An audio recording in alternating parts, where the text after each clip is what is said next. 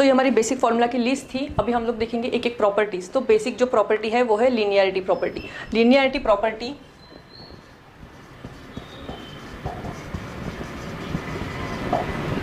ये हमें क्या बोलती है कि अगर फंक्शन में, कोई भी गिवन फंक्शन में, जैसे y = x² + 2x - 1 ऐसे फंक्शन है, तो जो प्लस और माइनस साइन से सेपरेट हो रहा है तो उसको हम डिफरेंशिएट करते समय हम लोग उसको सेपरेट डेरिवेटिव लगा सकते हैं। मतलब जो प्लस साइन है वो माइनस साइन है, उसमें हम लोग सेपरेट कर सकते हैं उसको, डेरिवेटिव की अलग अलग उसको डेरिवेटिव लगा सकते हैं।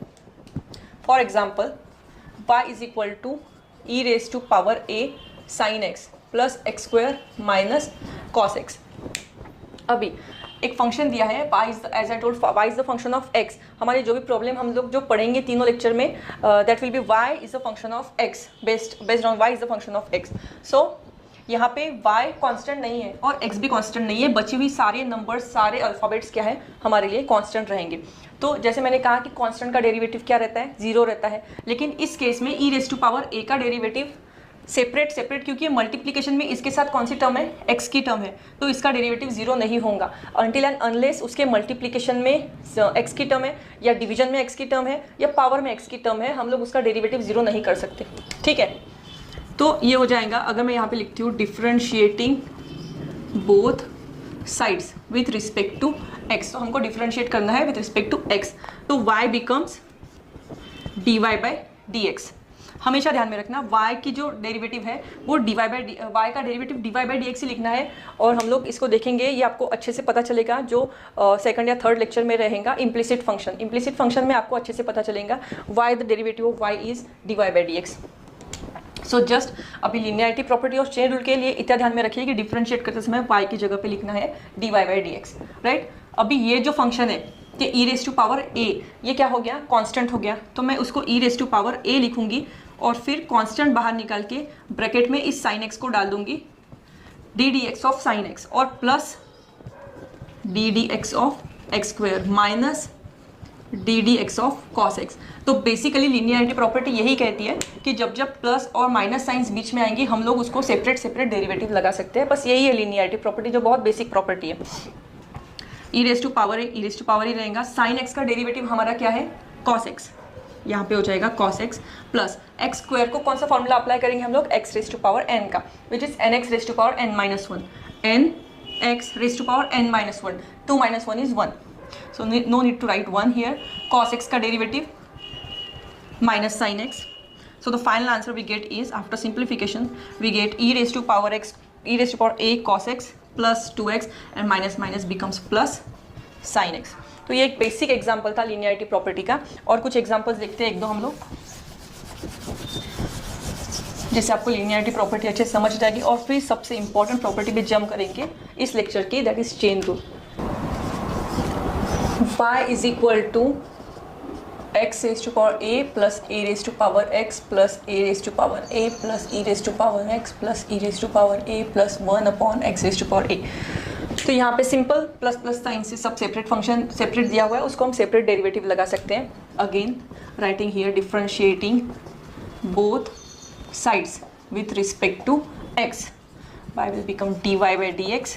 x⁴a को हम कौन सा फॉर्मूला अप्लाई करेंगे, अभी x हमारा वेरिएबल है और a हमारा क्या है, कांस्टेंट है, तो a की जगह हम लोग कौन सा फॉर्मूला पुट करेंगे, x⁴n का। तो ये बन जाएगा ax⁴a - 1। x⁴n फॉर्मूला कब अप्लाई होगा, जब नीचे x है और ऊपर में कोई भी कांस्टेंट रह सकता है, कोई भी। तो अब तक जो हमने एग्जांपल देखे उसमें नंबर थे, तो ऐसे भी एग्जांपल आ सकता है जिसमें x की पावर में कोई और अल्फाबेट रहेगा other than x and y। ठीक है, x⁴a विल बिकम ax⁴a - 1। यहाँ पे a⁴x को कौन सा फॉर्मूला अप्लाई करेंगे, a⁴x log a, जो हमारा डायरेक्टली फॉर्मूला ही है, a⁴x is a⁴x log a plus यहाँ पे इस टर्म को देखिए, इस टर्म में कहीं मल्टीप्लिकेशन में या डिवीजन में या इसके पावर में कहीं x की टर्म है, नहीं है, तो हम लोग a⁴a को क्या एज्यूम कर लेंगे, सीधा कांस्टेंट एज्यूम कर लेंगे। और ये कांस्टेंट का डेरिवेटिव हमें क्या मिलेगा, 0। e⁴x का हमारे पास फॉर्मूला है डायरेक्टली e⁴x प्लस e⁴a, यहाँ पे विद रिस्पेक्ट टू x कर रहे, अगेन यहाँ पे कोई x की टर्म है हमारे पास, तो ये भी हमारे लिए क्या हो गया, कांस्टेंट हो गया, तो इसका डेरिवेटिव क्या आएगा फिर से 0। Plus 1 upon x raise to power a को हम फॉर्मूला कौन सा अप्लाई करेंगे, 1 upon x raise to power n का, which is equal to minus n upon x raise to power n plus 1, यानी minus a upon x raise to power a plus 1. Final answer a x raise to power a minus 1 plus a raise to power x log A plus e raise to power x minus a upon x raise to power a plus 1. ये हमारा हो गया final answer.